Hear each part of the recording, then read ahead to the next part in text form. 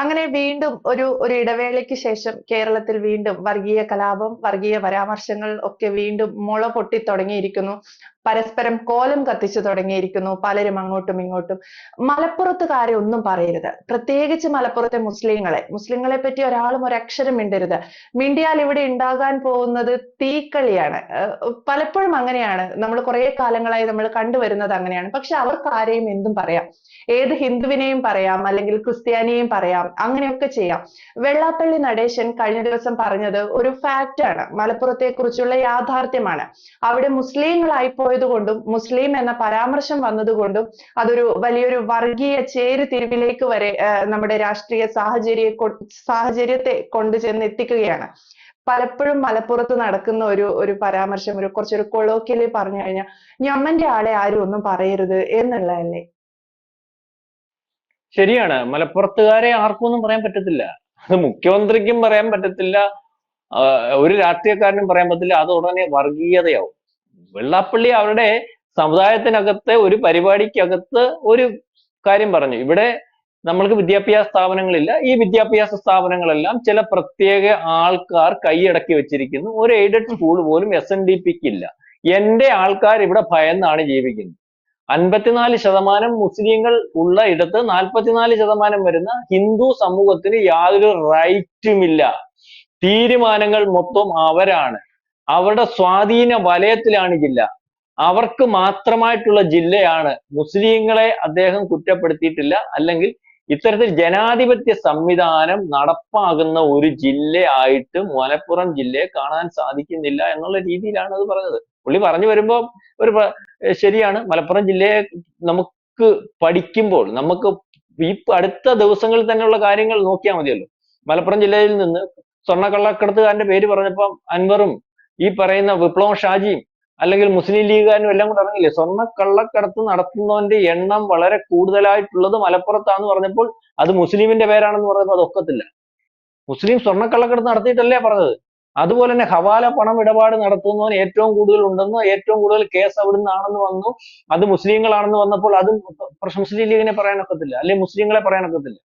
ഈ സ്വർണ്ണക്കള്ളക്കടത്തുകാരനെ അറസ്റ്റ് ചെയ്യുന്നതിനകത്ത് കൃത്യമായ അജണ്ട ഉണ്ട്, അല്ലെങ്കിൽ അത് പാടില്ല എന്ന് പറഞ്ഞാണ് അൻവർ പത്രസമ്മേളനം നടത്തുന്നത്.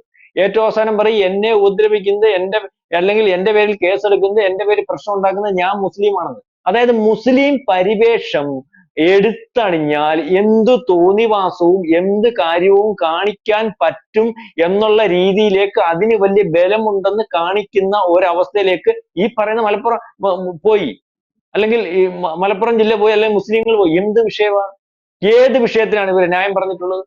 മുസ്ലിം ലീഗ് എന്ന് പറയുന്ന പാർട്ടി, ഇവർക്ക് എന്ത് മതേതരത്വം പറയാൻ പറ്റും?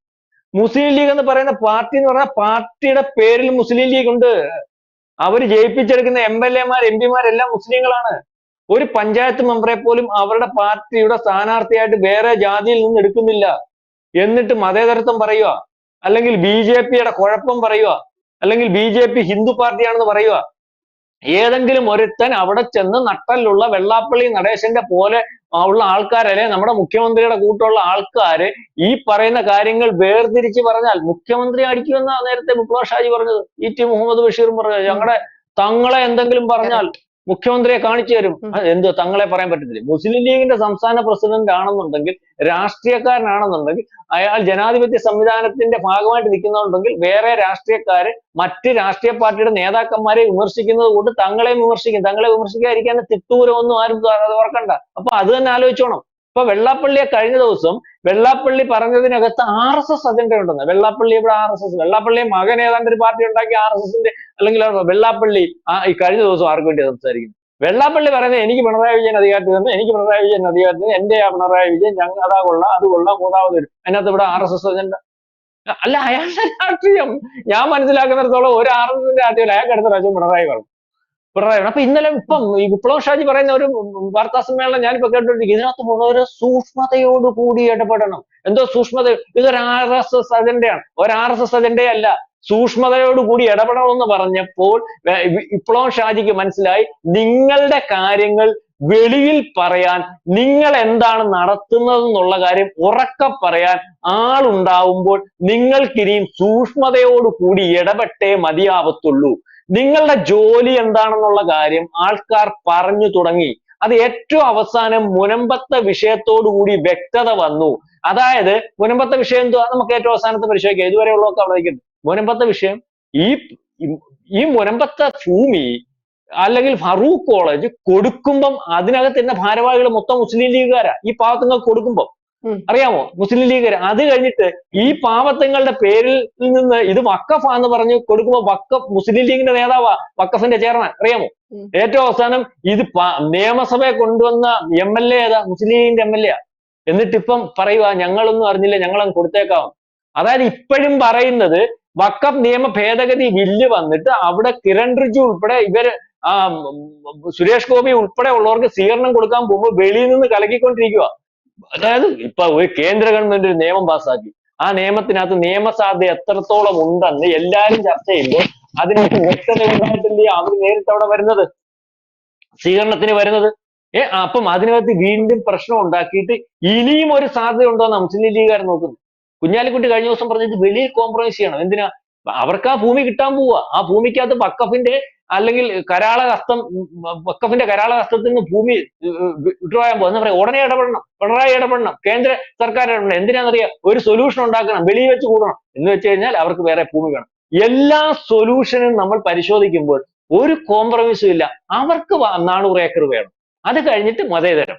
അപ്പൊ ഇപ്പോഴും ഇത് ആ ഭൂമിയിൽ നിന്ന് ഞങ്ങൾ ആരെ ഇറക്കി വിടത്തില്ല, പക്ഷെ ഒരു കോംപ്രമൈസ് വേണം. അത് വെളിയിൽ എന്തോ കോംപ്രമൈസ് ഉണ്ട്, ഇവിടുത്തെ ഭൂമി ഞങ്ങളങ്ങ് കൊടുത്തേക്കാം, ഇത് വഖഫിന്റെ ഭൂമിയാണ്, ഇതിന് പകരം ഞങ്ങൾക്ക് ഭൂമി വേണം. ഇതാണ് മുസ്ലിം ലീഗിന്റെ കോംപ്രമൈസ് എല്ലാ കാര്യത്തിലും. ഇവർ ഏത് കാര്യത്തിലാണ്, ഞാൻ ഈ പറഞ്ഞ പോലെ മുസ്ലിങ്ങളെ തള്ളിപ്പറഞ്ഞ് എന്ത് തോന്നിവാസം കാണിച്ചാലും മുസ്ലിങ്ങളെ തള്ളിപ്പെടുന്ന ഒരു മാറാട് കലാപത്തില് ഹിന്ദുക്കളെ കൂട്ടക്കൊല എടുത്ത് ഇതുവരെ മുസ്ലിം ലീഗുകാരൻ തള്ളിപ്പറഞ്ഞിട്ടുണ്ടോ? ഉണ്ടോ? അല്ലെങ്കിൽ ഈ 100 കൊല്ലത്തിനപ്പുറം ഈ പറയുന്ന ഹിന്ദു ഹത്യ നടന്നല്ലോ വലിയ രീതിയിൽ മലപ്പുറത്ത്, ഇതുവരെ അവർ തള്ളിപ്പറഞ്ഞിട്ടുണ്ടോ? മുസ്ലിങ്ങളെ തള്ളിപ്പറയത്തില്ലല്ലോ. അപ്പം ഇതിനകത്ത് എന്താണ് പറയേണ്ടത്? ഈ കാര്യം വ്യക്തത വരുത്തി പറയാൻ ഒരു പാർട്ടിക്കാരനില്ല, കോൺഗ്രസ്സുകാരനില്ല, CPM-കാരൻ ഈ ശകലം ഒളിച്ചും പാത്തുമെന്നും പറയുന്നുണ്ട്. അപ്പം ഇതുപോലെയുള്ള ആൾക്കാർ, വെള്ളാപ്പള്ളിയുടെ കാര്യം, വെള്ളാപ്പള്ളി ഇന്നലെ പറഞ്ഞത് കേട്ടില്ലേ? ഞാൻ പറഞ്ഞതിനകത്തൊന്നും മാറുന്നില്ല, സത്യമാണ്. ശ്വാസം മുട്ടിയാണ് ജീവിക്കുന്നത്. നിങ്ങൾക്ക് ചുണയുണ്ടോ? 44% ഹിന്ദു വോട്ടുകൾ ഉണ്ടല്ലോ അവിടെ, അല്ലെങ്കിൽ മറ്റു സമുദായത്തിന്റെ വോട്ടുകളുണ്ട്, നിങ്ങൾ അവിടെ സ്ഥാനാർത്ഥി നിങ്ങൾ എന്താ നിർത്താത്തെ ചോദിച്ചല്ലോ. അപ്പം അതിനകത്ത് എന്റെ ആൾക്കാർ ഇവിടെ ശ്വാസം മുട്ടിയാണ് കഴിയുന്നത്, അതിനകത്ത് മറുപടി പറയണം. അപ്പം ഇത് പറഞ്ഞതോടുകൂടി കഴിഞ്ഞ ദിവസം കുഞ്ഞാലിക്കുട്ടി ഉൾപ്പെടെയുള്ളവർ പറഞ്ഞു ഞങ്ങൾ ഈ പ്രസ്താവനയോട് മറുപടി പറയുന്നില്ല. മറുപടി പറഞ്ഞാൽ അത് പ്രസ്താവന ചർച്ചയാവും, ആരെങ്കിലും ഒക്കെ ഇതിന് കേസിന് പോവോ? അത് ഞാൻ പോകത്തില്ല. ഞാൻ പോയി കഴിഞ്ഞാൽ അതിനകത്ത് ആ വിഷയത്തിന് വലിയ വലിപ്പം ഉണ്ടാവും, അതുകൊണ്ട് ഞാൻ പോകത്തില്ല. വേറെ ആരെങ്കിലും ഒക്കെ പോകുമായിരിക്കും. എന്ന് വെച്ച് കഴിഞ്ഞാൽ വേറെ ആൾക്കാരെ അങ്ങോട്ട് ഇതിനു വേണ്ടി തയ്യാറാക്കി നിർത്തിയിട്ടുണ്ട്. പിന്നെ റോഡേ പോകുന്നവനല്ല ഇതിന്റെ വെള്ളാപ്പള്ളി നടേശൻ മലപ്പുറത്തെ കാര്യം പറഞ്ഞപ്പോ അതിന് കേസ് കൊടുപ്പില്ലേ ചോദിച്ചു. അതൊന്നുമല്ല, PC ജോർജ് പറഞ്ഞത് അതേ കാര്യം. PC ജോർജ് പറഞ്ഞത് എന്താണ്? 5% വരുന്ന മതമൗലികവാദികളുടെ തിട്ടൂരമാണ് ഈ കേരളത്തിലുടനീളം നടക്കുന്നത്. അവരെ ഇവിടുത്തെ മതസൗഹാർദ്ദം തകർക്കുന്ന രീതിയിലേക്ക് അഴിച്ചു വിടരുത്, അവരെ സൂക്ഷിക്കണം, അവർ കേരളത്തെ കൊണ്ടുവന്ന് ഒരു വഴിക്കാക്കുമെന്നുള്ള അർത്ഥം വരുന്ന വാചകമേ PC ജോർജ് പറഞ്ഞുള്ളൂ. PC ജോർജിനെതിരെ എന്തൊരു കടന്നുകയറ്റമായിരുന്നു, എന്തൊരു പ്രശ്നമായിരുന്നു. മുസ്ലിങ്ങളെ മൊത്തത്തിലും ഏറ്റെടുക്കുകയല്ലേ. അതായത് ഒളിച്ചിരിക്കുന്ന SDP തന്നെയാണ് ഇപ്പൊ നമുക്ക് മനസ്സിലാവുന്നത് മുസ്ലിം ലീഗ്. അവർക്ക് മതേതരത്വമൊന്നുമില്ല, അവരുടെ കാര്യങ്ങൾക്കകത്ത് യാതൊരു കോംപ്രമൈസും ഇല്ല. മുസ്ലിങ്ങളുടെ പാർട്ടിയാണ് മുസ്ലിം ലീഗ്.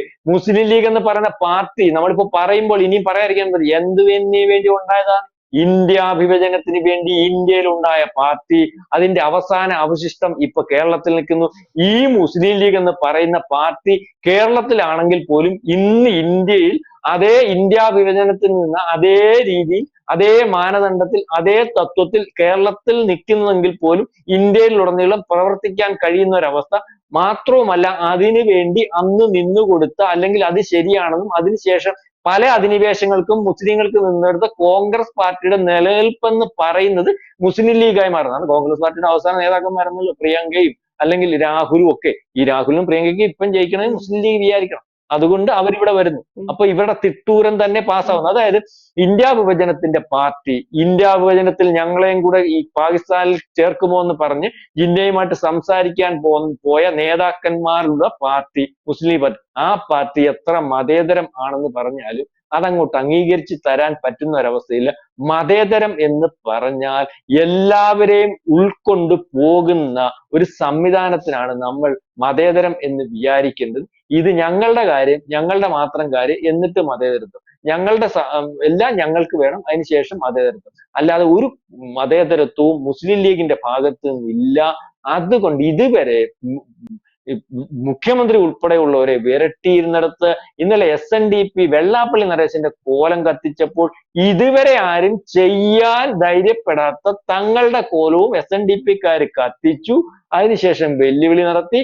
അപ്പോൾ ഇതിനകത്ത് ഒരു വ്യക്തത വരുത്തി പോകുന്നതിന് വേണ്ടി വെള്ളാപ്പള്ളി നടേശൻ ഇറങ്ങേണ്ട ഒരവസ്ഥ. വെള്ളാപ്പള്ളി പറഞ്ഞു, ഞാൻ ക്രിസ്ത്യാനിയും പറഞ്ഞിട്ടുണ്ട്, ഞങ്ങൾക്ക് പരിഗണനയുടെ വിഷയം വരുമ്പോൾ ചില കാര്യത്തിനകത്ത് ക്രിസ്ത്യൻ സമൂഹത്തെ പറഞ്ഞിട്ടുണ്ട്. ഒരാൾ ഇറങ്ങി പറഞ്ഞില്ലല്ലോ അതിനെതിരായിട്ട്, അല്ലെങ്കിൽ എനിക്കെതിരെ കേസ് കൊടുക്കണം, എനിക്കെതിരെ പ്രശ്നം ഉണ്ടാക്കണം. ഇവരെ പറയുമ്പോൾ മാത്രം എന്തുവാ ഒരു പ്രത്യേക രീതിയിലുള്ള ഇറക്കം, അത് അനുവദിച്ചു കൊടുക്കാൻ പറ്റത്തില്ല. ആ രീതിയിൽ തന്നെയാണ് വെള്ളാപ്പള്ളി എന്റെ കാര്യത്തിൽ, അല്ലെങ്കിൽ ഈ പറയുന്നത് പോലെ ഒരു വട്ടം കൂടി കണ്ണു തുറപ്പിക്കുന്നതിന് വേണ്ടി, അല്ലെങ്കിൽ ജനങ്ങളുടെ ഇടയിലെ ഈ വർഗീയ ധ്രുവീകരണവും അവരുടെ താല്പര്യവും ഒക്കെ പൊളിച്ചു കാണിക്കുന്നതിന് വേണ്ടി സാധിച്ചു. അതുകൊണ്ടാണ് എന്തിനും മറുപടി പറയുന്ന പിണറായിയെ വെല്ലുവിളിച്ച വിപ്ലവ് ഷാജി പറഞ്ഞ നിക്കട്ടെ, പെല്ല മതി, ഇതിന് വേറെ അജണ്ടയുണ്ട്. അജണ്ടയല്ല, വ്യക്തത വരുന്നു. എന്താണ് മുസ്ലിം ലീഗ്, എന്താണ് നിങ്ങളുടെ ലക്ഷ്യം, അത്രയേ ഉള്ളൂ. അല്ലെങ്കിൽ നിങ്ങൾ ഒതുങ്ങത്തില്ല. നിങ്ങൾ ഒതുങ്ങാൻ ഒരു കാലത്തും തീരുമാനിച്ചിട്ടുമില്ല. നിങ്ങൾക്ക് നിങ്ങളുടേതായ അജണ്ടയുണ്ട്. അത് ഇന്നുമുണ്ട്, ഇന്നലെയുമുണ്ട്, നാളെയും ഉണ്ടാകും. കൂടുതൽ വാർത്തകളും വിശേഷങ്ങളും നിങ്ങളിലേക്ക് എത്താൻ ABC മലയാളം സബ്സ്ക്രൈബ് ചെയ്യുക, ബെൽ ബട്ടണും അമർത്തുക.